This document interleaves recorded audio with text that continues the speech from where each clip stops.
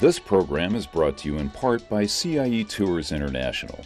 For over 80 years featuring all-inclusive tours and go-as-you-please value vacations throughout Ireland and Britain. CIEtours.com. And by... Today you'll find the Irish Americans where the need is greatest, giving time, money, talent, and concern to whomever needs it most, contributing as only the Irish can to the spirit of America. Mutual of America, your retirement company.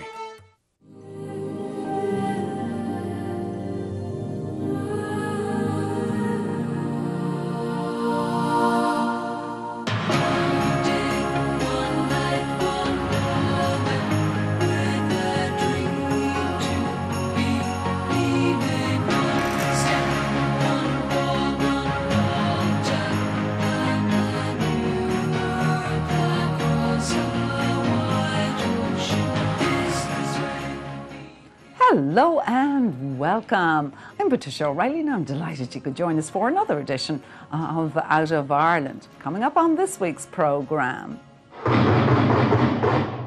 Tens of thousands of people gather at the quayside in New Ross for the Kennedy homecoming, attended by over 30 members of President Kennedy's family. But first, for a roundup of the week's news from Ireland, over to RTE, Ireland's national broadcasting service.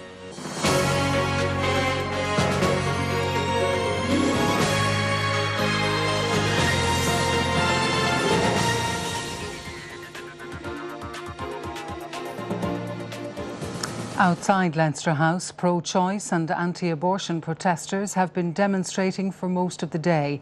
Tonight, more people have begun to gather and a silent vigil by the pro-life movement is due to take place. All day long, the gate of Leinster House was the venue for over and back chanting between pro and anti-abortion protesters. A handful of Gardaí stayed in the middle, keeping a watchful eye on the interaction. Passions ran high as the debate continued inside the chamber. Pro-choice protesters support the bill, but say it doesn't go far enough.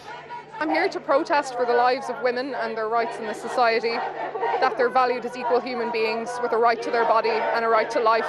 I'm not sure if it goes far enough. In the end, we're going to have to go further, obviously, but for now, maybe. The pro-life side opposing the bill maintain it needs to provide protection for two lives. It would be much better for the ministers to think, how can we save two lives here? How can we save this woman's life and the baby's life? I think that the unborn child should have a right to live, and to deprive it of life is a serious injustice, you know. Joe McGrady, RTE News, Leinster House.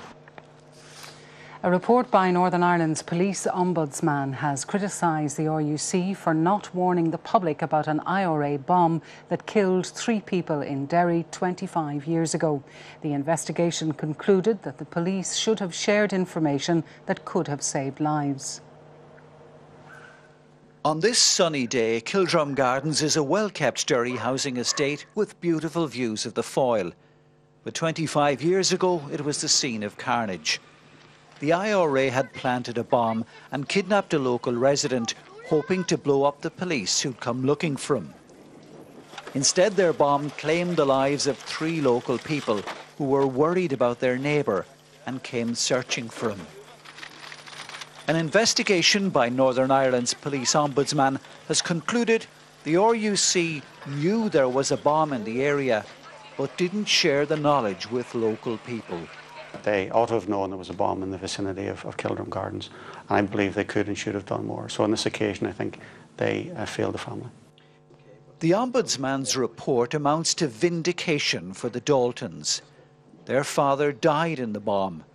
Illness had claimed his wife just weeks before. There were 6 orphans who for 25 years battled to find out exactly what happened.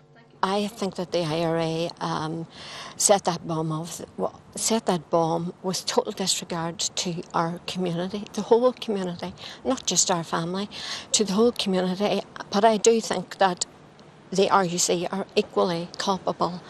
For 25 years, the 6 Dalton children fought for this day. The Ombudsman's report amounts to vindication for them, but it's an occasion tinged with sadness. That's because one of the 6, Joe, died 2 years ago. Tommy Gorman, RTE News, Belfast.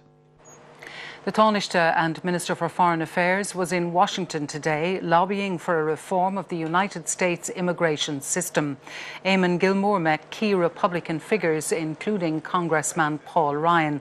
A bill, which has already been passed in the Senate, would lead to sweeping changes in the US immigration system.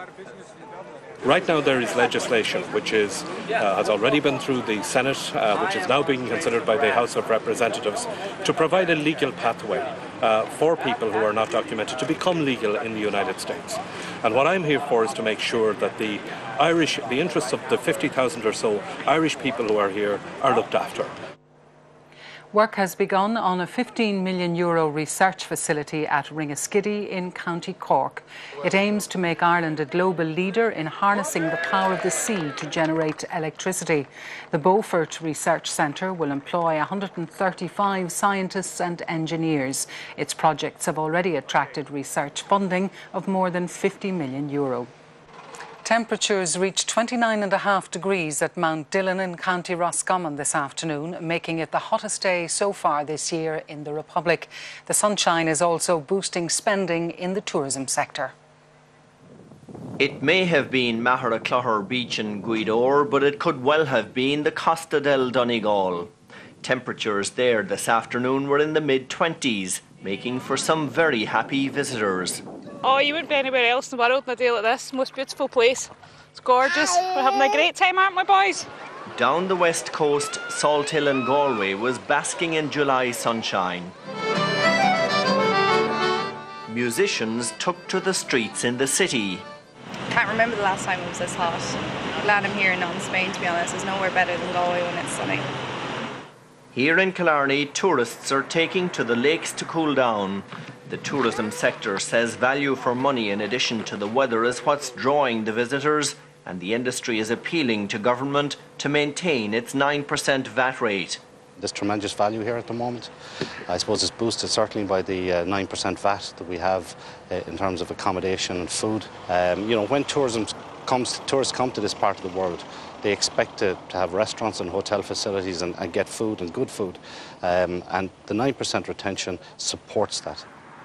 The People's Park in Limerick was one of the warmest places in the country this afternoon, and it was certainly welcomed.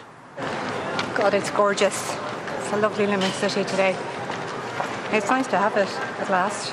Fantastic. The weather is so great, so wonderful. We're happy to come out and feel the warm atmosphere. On Malahide Beach in Dublin, not everyone was happy though. It's a bit sunny. Have you been in the water? No, I didn't bring my swimsuit. Met Éireann says we can call this a heat wave. It will last at least to the end of the week, but it's likely to get fresher over the weekend. Pascal Sheehy, RTE News, on the lakes of Killarney. The Australian Parliament has approved controversial legislation to tighten up rules on temporary working visas. The 457 class visa is popular with Irish emigrants. 1 in 10 of these visas issued in Australia every year goes to Irish people. In the final part of our series, Katrina Perry has been looking at the problems they face trying to get a working visa. It's a misty Melbourne morning, but you can just make out a certain species. Lesser spotted in Ireland, the common crane. Evident everywhere in Australia, an indicator of a healthy economy and attracting, in large numbers, Irish emigrants. When not at work, many can be found at their local GAA club, discussing the hot conversation topic, the visa. It took about 18 months to get the process. To be honest, had I known the process, I'm not sure I'd have the stomach to do it again. I've got sponsored with a company here, so I'm here for 4 years and looking towards getting my permanent residency done. According to the latest figures from the Australian government, there are over 76,000 Irish people here, and over 55,000 of them are working. Since the recession began in Ireland, the number of skilled workers coming here has doubled, and the number of those on the popular 457 sponsored visa has trebled. But the Australian government is tightening up how these 4-year employer-specific visas are awarded. After much debate, reforms were finally approved by the Parliament. Changes come into effect immediately. The responsible minister, Brendan O'Connor, who gave up his Irish passport to take up this office, insists the changes don't target migrants like the Irish. The 457 scheme is a very important scheme, so it will be maintained. There's no cap on it, so it will go up and down based on demand. It's not about distinguishing about others, it's about saying we should look locally first. As I know they do in Ireland, they should look for employing locals. You don't want unemployed people in your country not getting chances. So if the people with skills here, I think it's right that they get a chance of a job. If they don't have the skills, then we should seek those skills from overseas. With this squeeze on foreign workers, the Irish ambassador is busy selling the benefits of Irish workers. The truth of the matter is that the Irish people have performed extremely well under the 457 scheme for temporary skilled workers. We're currently the third most important source country, and the numbers, the trend is upwards. We come in behind India and the UK. So for a country of our size, I think that reflects the high level of skills and knowledge that Irish people are bringing to this economy.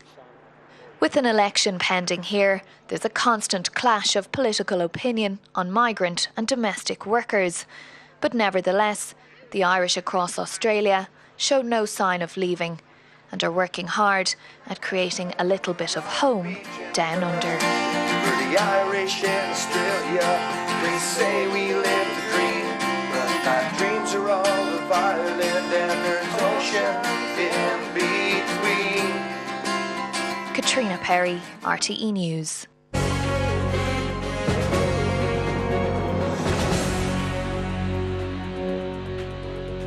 The news from Ireland was, as usual, brought to you by RTE, Ireland's national broadcasting service.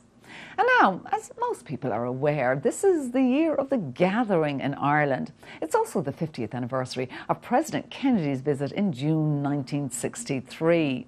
Recently, both these events converged to create the ultimate gathering in New Ross, County Wexford. Here are some highlights.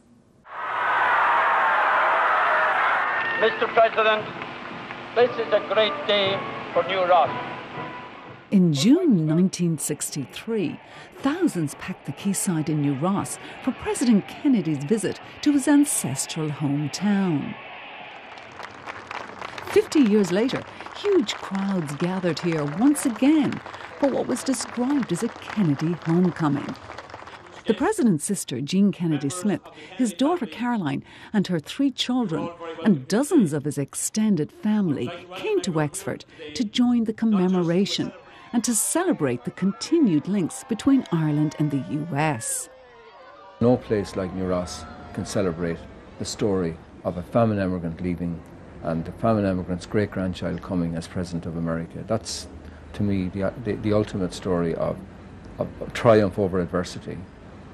John F. Kennedy came back to New Ross and he spoke about his great-grandfather leaving this quayside, carrying but 2 things, a strong desire for liberty and a strong religious faith. And it's that spirit I think we want to celebrate here. I think in this year of the gathering, the coming home of the Kennedy family must be the iconic gathering. And we have 38 members of the family coming home, all generations.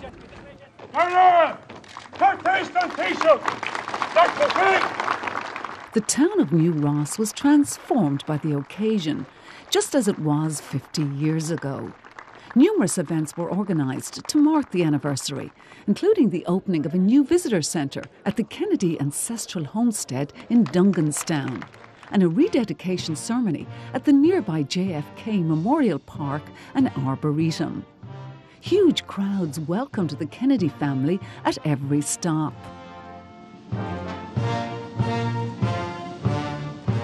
New Ross has always been very proud of the Kennedy connection and always wanted to have celebrations.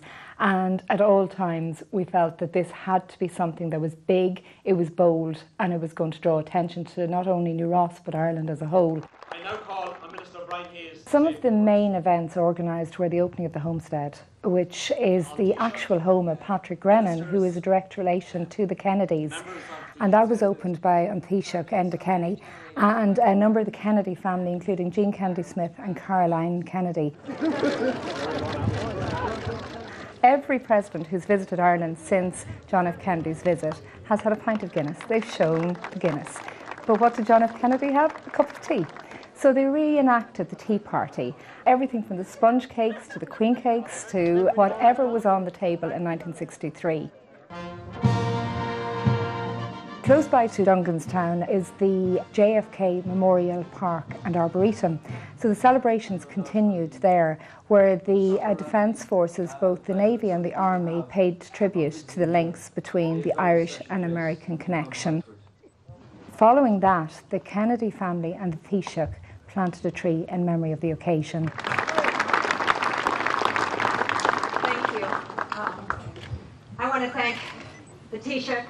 You know, it's a gathering of all the immigrants from Ireland coming back to Ireland this year, and the Kennedys are thrilled to be part of it. With 35 members of our family have come, and it's been such a wonderful outpouring of affection from the Irish people on one hand, and a learning experience for us. What do you think he would feel that so many of the family here 50 years later in New Ross? Oh, he'd love that, because he loved family, and he came from one of 9 children, and he would be thrilled that next generations continue. He had a great sense of history, and obviously he talked about it took 3 generations for him to get here, and here's yet another 4th and 5th generation are continuing it. It shows you that in the modern world, we also are connected so much to our past, to our roots. That's your Aunt Jackie, and that was when she was here. It's really one of the most moving experiences of my life. I can really see how President Kennedy felt when he came here 50 years ago and was so moved by the welcome he got. People are just so vibrant and loving, really, and it's just wonderful to be here. And it's great to see the next generation here and embracing their Irishness.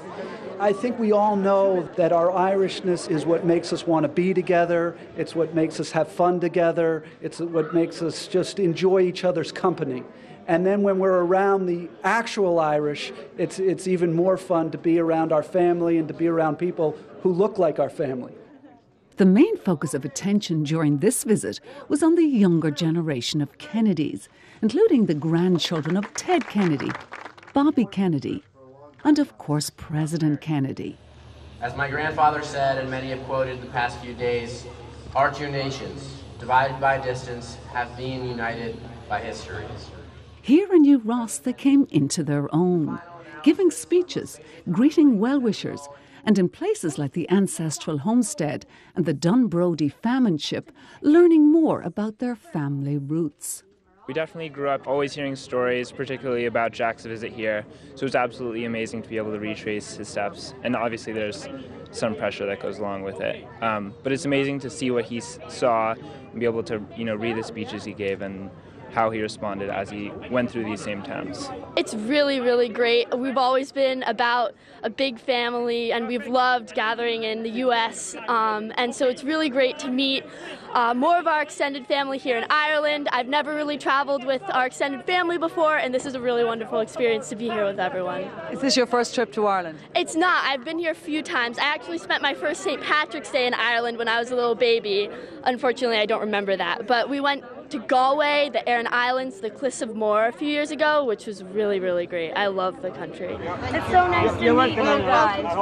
I just met my cousin Maeve and my cousin Thomas, and I'm so excited to have lunch and spend the whole day with them and see them tomorrow, and hopefully maybe they can come to the United States to visit all of us. I'm so excited to be here. I'm having so much fun meeting all different people. Everyone here is so friendly. They've been treating me like family. It's been amazing. And what stories have you heard about here at the homestead? I've heard from all of my family how wonderful President Kennedy's visit here was. He described it as one of the 4 best days of his life, because he found parts of himself that he was unable to find in America. And I think I feel myself becoming closer to him and my heritage being here, and it's magical.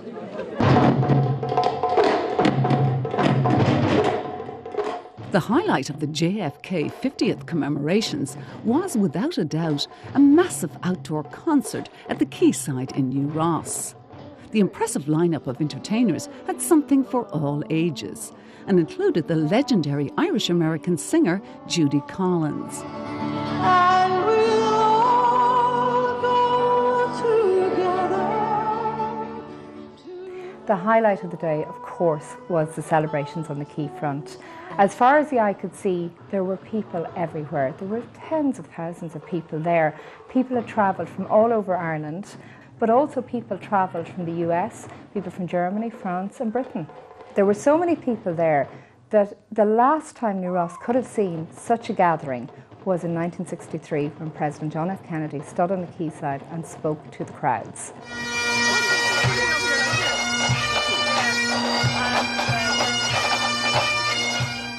The concert was followed by the most moving part of the day-long commemorations, the lighting of the eternal emigrant flame. Taken from the perpetual flame at President Kennedy's graveside at Arlington National Cemetery, it crossed the Atlantic by air and was brought to New Ross on board the Irish naval vessel La Orla. Here it was presented to the Irish people by Jean Kennedy Smith.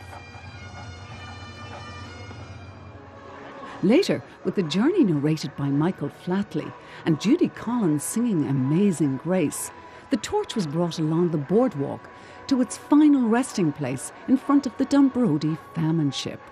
In 1963, John F. Kennedy said he loved Ireland. In 1963, he said he would come home in the spring. Sadly, he never made that trip. But his eternal flame has landed on our shores. Let's bring John Kennedy home. With this flame, we rekindle the light of life and of hope and of home that was extinguished by the Great Hunger. We send the light of home to all the Irish, wherever they may be.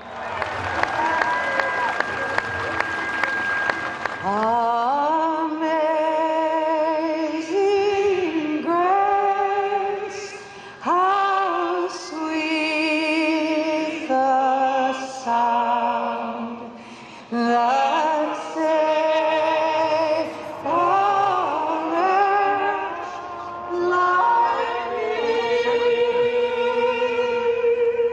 I once was lost, but now I'm found. Was blind, but now I see.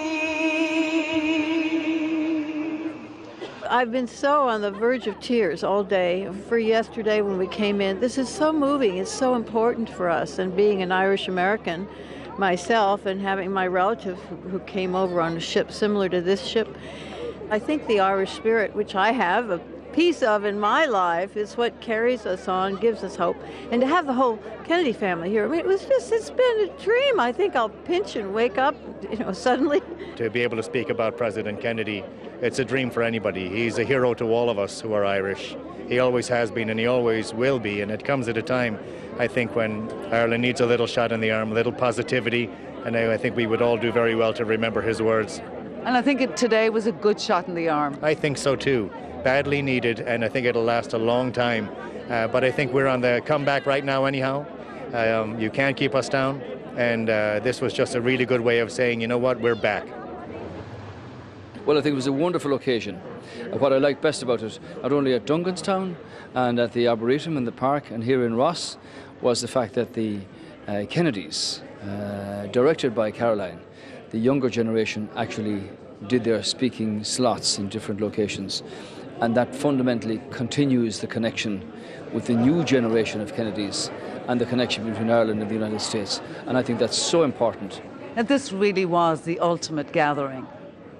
Absolutely, and you could feel it from the huge crowds that turned out. Wexford can be very proud.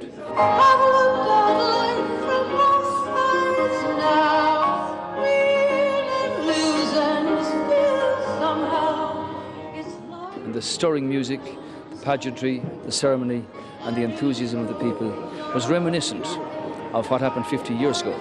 And in a different sense, it's very important that it has refreshed that memory, because the power of the message of President Kennedy in 1963 is still as relevant today as it was then.